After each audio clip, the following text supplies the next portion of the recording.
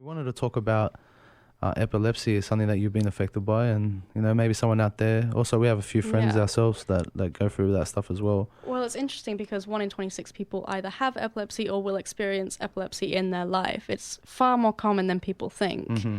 And it's far more common than I originally thought when I was younger, because I was diagnosed with epilepsy from 3 months old. Ah, okay. And so I carried that with me all through primary school, all through high school. Almost would have felt like an identity, Or if Like- anything, it was the opposite. I didn't know my identity because I was on so many tablets that we used to suppress the seizures that I wasn't really in a very conscious state.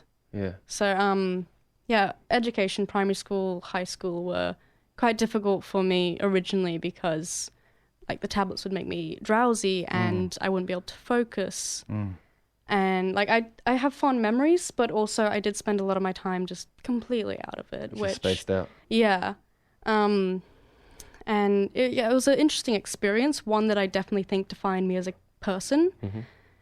But I had epilepsy from 3 months to about 16, because when I was 16, I had brain surgery to get the part removed because a surgeon from America had actually come over and he'd layered the scans of my brain up so that they could see where it was, because all these years in the past they were stumped as to where it could be. The amount of time, the amount of like days to weeks I spent in hospital with doing tests to try and figure out what was going on. I'm sure if anyone who has epilepsy or had epilepsy is listening, I'm sure you're familiar with the little cap they used to put on with the suction and how difficult it was to get that out of your hair when you were done. But yeah, and then it finally happened, and I went through a 7-hour brain surgery, which I feel so sorry for my parents because they were just sat outside waiting the entire time. Yeah. Wow. Well, I was just napping through it. Yeah, no, for sure. Yeah.